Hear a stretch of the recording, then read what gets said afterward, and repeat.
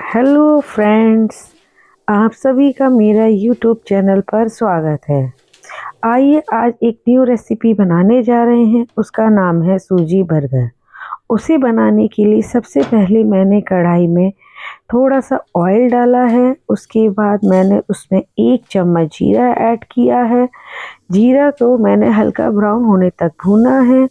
इसके बाद 1 कप सूजी डालकर उसमें मैंने 2 ग्लास पानी डाला है, जैसा कि आप वीडियो में देख रहे हैं। इसके बाद मैंने 1.5 चम्मच नमक डाला है। फिर आप नमक अपने टेस्ट के अनुसार उसमें डाल सकते हैं। इसके बाद मैंने इसको चलाना शुरू कर दिया है कि इसको हम तब तक चलाते रहेंगे कि जब तक ये एक टाइट सा डो ना बन जाए। उसे हम धीरे धीरे आराम से चलाएंगे और बिल्कुल लगातार चलाते रहेंगे। अगर हम इसे लगातार नहीं चलाएंगे तो ये कहीं कहीं ये थोड़ा सा टाइट, कहीं ढीला थोड़ा सा ही रह जाएगा। हमें अच्छा सा डो बनाने के लिए इसको लगातार हम चलाते रहेंगे। फ्रेंड्स, अगर आपको मेरी रेसिपी पसंद आए तो आप इसे लाइक, शेयर एंड सब्सक्राइब ज़रूर करिए और कमेंट भी किया करिए। अच्छे कमेंट्स भी ज़रूरी। अब मैंने इसे प्लेट में निकालकर एक साइड रख दूंगी ठंडा होने के लिए। इसके बाद आलू के बेस की तैयारी करने के लिए सबसे पहले हम एक प्याज ऑनियन लेंगे। ऑनियन लेने के बाद उसे अच्छे से हम छील लेंगे। उसके ऊपर के बेस छिलके निकाल कर फिर उसे हम अपने अनुसार जितना भी हमें छोटा बड़ा जैसा भी कट करना है, हम उसे पहले साफ पानी से धुलकर उसे अच्छे से साफ करके फिर हम उसे कट करना शुरू। जितना हमें जैसा काटना है, मुझे लंबा काटना है, छोटा काटना है, आप जैसा डालना चाहे वैसा आप काट सकते हैं। मैंने इसको छोटा छोटा कट किया है, जैसा कि आप वीडियो में देख रहे हैं। अगर आप ऑनियन नहीं खाते हैं तो अब आप उससे स्किप भी कर सकते हैं। आइए अब हम ग्रीन चिली कट करना शुरू करते हैं। मैं 2 ग्रीन चिली डाल रही हूँ। आप जितना खाते हैं, आपको जितनी भी मिर्च चाहिए आप उतनी मिर्च डालिए। मैं यहाँ पर केवल 2 मिर्च काट रही हूँ क्योंकि मुझे थोड़ा सा स्पाइसी पसंद है। आपको अगर कम स्पाइसी पसंद है तो आप 1 चम्मच डाल सकते हैं और नहीं भी पसंद है तो आप इसको स्किप भी कर सकते हैं। इसके बाद मैं एक कैबेज लेके उसको थोड़ा सा कैबेज काट के अलग कर लूँगी। मुझे जितना काटना है, जितना मुझे अपनी वेजिटेबल डालनी है, मैं उतना डाल रही हूँ। जैसा कि आप वीडियो में देख रहे हैं, मैं इसको भी काट कर छोटा छोटा सा तैयार कर रही हूँ। आप चाहें तो इससे भी छोटा काट सकते हैं, लेकिन मैं थोड़ा सा इसमें बड़ा डालूँगी। इसमें आप और भी सब्जियों को ऐड कर सकते हैं जो आपको पसंद हो। जैसे आप गाजर भी डाल सकते हैं इसमें, और भी जो चीज़ें आपको पसंद है वो ऐड कर सकते हैं।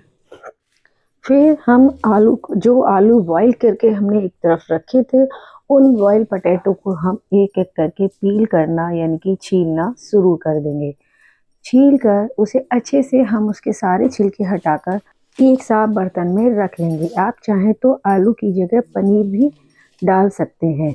आप इसके बाद छीले हुए आलू को आप हाथ की सहायता से अच्छे से उसको दबाते हुए उसका एक पेस्ट बना लेंगे। लेकिन इसके बाद एक कढ़ाई लेकर उसमें आप ऑयल डालेंगे। ऑयल डालने के बाद आप गैस की फ्लेम को ऑन कर लेंगे। फिर आप उसमें ग्रीन चिली जो कि आपने चॉप करके रखी थी उसको कटी हुई ग्रीन चिली को डालेंगे। इसके बाद आप उसमें चॉप किया हुआ ऑनियन डालकर उसे ब्राउन होने तक, लाइट ब्राउन होने तक भूनेंगे। लगातार चलाते हुए आप उसे लाइट ब्राउन होने तक भूनेंगे। इसके बाद जो हम सब्जी डालना चाहें डाल सकते हैं। हमने इसमें अब इस मटर डाली है। मटर डालने के बाद उसे भी हम हल्का सा फ्राई करेंगे। फिर फ्राई करने के बाद जो हमने कैबेज काट के चॉप करके रखा हुआ था उसको भी हम ऐड कर देंगे। आप इसमें और भी सब्जियां मिला सकते हैं। इसके बाद हम उसमें 1 चम्मच टर्मरिक, 1 चम्मच आप कोरिएंडर पाउडर, 1 टेबल स्पून आप उसमें रेड चिली, 1 टेबल स्पून जीरा पाउडर ऐड करके उसमें हम जो हमने आलू छील कर उसका पेस्ट तैयार किया था उसको उसमें हम मिलाकर अच्छे से उसे मिलाएंगे। उसे आप इस तरीके से मिलाइए कि सारा मसाला पूरी जो भी आपने आलू का पेस्ट तैयार किया है उसमें पूरे आलू में अच्छे से मिल जाए। जैसा कि आप वीडियो में देख रहे हैं, मैं आराम से धीरे धीरे इसे मिला रही हूँ जिससे उसमें कहीं भी मसाला छूट ना जाए, चारों तरफ उसमें हर आलू के एक एक बेस में लग के तैयार हो जाए। उसके बाद मैं उसमें 1.5 चम्मच नमक डालूंगी। नमक आप अपने टेस्ट के अनुसार ऐड करेंगे। इसके बाद 1 टेबल स्पून अमचूर पाउडर, 1 टेबल स्पून मैंने चाट मसाला डाला है। इसको भी मैंने अच्छे से मिलाया है। उसे हम तब तक मिलाते रहेंगे जब तक कि पूरे आलू के पेस्ट में मिलके तैयार ना हो जाए। आप उसे लगातार चलाते रहिए और मिलाते रहिए। अब हमारा जब मिल गया है, अब ये हमारा पेस्ट तैयार है। इसके बाद हम इसमें ग्रीन कोरिएंडर भी डालेंगे। अगर आप पर है तो डाल दीजिए, नहीं है तो कोई बात नहीं है। हम इसे भी डालकर थोड़ा इसको भी मिला लेंगे। मिलाने के बाद हम एक बर्तन में इसे निकाल लेंगे। निकालने के बाद इसे आप तैयार, ये आपका आलू का पेस्ट तैयार हो। ये पेस्ट हम सूजी बर्गर जो हम बना के तैयार करेंगे उसके बीच में लगाएंगे, इसलिए हमने ये पेस्ट। अब हम ने जो सूजी का डो बनाया था उसको ले लेंगे। उससे हम एक बड़ी सी लोई बना लेंगे। उस लोई से हम अपने हाथों की सहायता से उसे पहले मोटा मोटा से बना के तैयार करके फिर हम उसे चकले पर रखकर उसे हम बेलन से बेलना शुरू कर देंगे। उसे बेलने के बाद हम उसको एक गोल और अच्छा सा शेप देने के लिए एक हम बर्तन का इस्तेमाल करेंगे। हमने एक बर्तन लिया है जो कि वो मेरा एक टिफ़िन का ढक्कन है। आप कोई भी बर्तन ले सकते हैं, जैसा कि अब हम वीडियो में दिखा रहे हैं। उसको हमने लेकर उसके ऊपर रखकर प्रेस करके उसको कट कर दिया है और उसके जो बेस्ट एजेस हैं साइड के उसको बाहर निकाल दिया है। ऐसे ही मैंने कई तैयार किए हैं जैसा कि आप वीडियो में देख रहे हैं।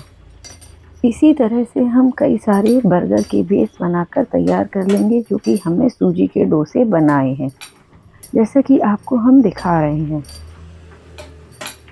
इसको हम 1 बाय 1 बनाएंगे। आप वीडियो में रेगुलर ये सब देख रहे हैं।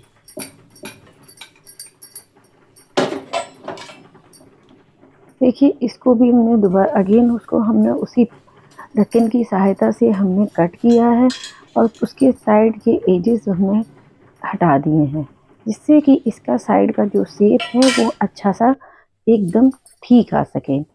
इसके बाद जो हमने आलू का पेस्ट तैयार किया था वेजीज वगैरह डालकर, उसके हम छोटी छोटी टिक्कियाँ बना लेंगे गोल गोल अपने हाथों की सहायता से। उस टिक्की को बनाने के बाद उस टिक्की को हम बर्गर जो भी हमने बनाया था उस बेस के जो हमने सूजी के बेस से तैयार किए थे उसके ऊपर हम उसको लगा देंगे। जितने आपको तैयार करने हैं बर्गर्स उनको आप तैयार करके एक साइड रख लीजिए। मैं अपने अनुसार बना ले रही हूँ, तैयार करके एक साइड रख के तैयार कर रही हूँ। आप भी इसको ऐसे तैयार करिए। फिर इसके बाद आपने जो टिक्की रखी है पहले बेस के ऊपर, उसके ऊपर से आप दूसरा बेस लगा सकते हैं। आप इसके बीच में चाहें तो आप ऑनियन लगा सकते हैं और भी सब्जी को लगाकर आप उसे सील करके। इसके बाद आप एक गैस के ऊपर पैन रखें, उसे हल्का गर्म होने तक उस पर थोड़ा सा ऑयल लगाकर उसे तैयार करिए। उसके बाद हम उसको पैन पर और ऑयल ऐड करके उस पर हम जो हमने बर्गर का बेस तैयार किए हैं, बर्गर तैयार करे हैं, उन बर्गर को हम रख देंगे सेकने के लिए। जैसा कि आप देख रहे हैं मैंने कड़छी की सहायता से इसे रखा है, ये टूट ना जाए। इसके बाद हम इस पर ऑयल ऐड और डालकर उसको हम अच्छे से धीरे धीरे ब्राउन होने तक, हल्के लाइट ब्राउन होने तक आराम से धीरे धीरे सेकेंगे। उसे धीरे से पलटेंगे कड़छी की सहायता से, ज़्यादा हम जल्दबाजी बिल्कुल नहीं करेंगे। उसके बाद हम इसे सेक कर आप देखिए इसे ब्राउन होने तक मैं उसे सेक रही हूँ। और आप और इसे हम मीडियम फ्लेम पर सेकेंगे, ज़्यादा गर्म नहीं, ज़्यादा तेज़ फ्लेम नहीं करेंगे गैस को। अगर हम ज़्यादा तेज़ करेंगे और जल्दबाजी करेंगे तो हो सकता है ये जल जाएँ। तो हमें इन्हें जलाना नहीं है बल्कि सेंकना है, और इसलिए हम इसे ब्राउन होने तक आराम से धीरे-धीरे सेंकते रहेंगे। इसे सेंकने में थोड़ा-सा टाइम लगता है क्योंकि हम स्लो फ्लेम पर इसे सेंक रहे हैं। इसके बाद हम इसे जब ये हमारा ब्राउन होने तक जब ये सिक जाए, उसे हम एक प्लेट में निकाल लेंगे। प्लेट में निकालने के बाद हम इसको 2 पीसेज़ में कट कर लेंगे। आप चाहे और भी छोटे पीस कर सकते हैं, लेकिन मुझे थोड़ा-सा बड़ा चाहिए था, इसलिए मैंने उस बर्गर को 2 पीसेज़ में कट किया है एक नाइफ़ की सहायता से। आप किसी भी चटनी के साथ सर्व कर सकते हैं। आपका ये बर्गर तैयार हो गया, रेडी टू ईट सूजी बर्गर।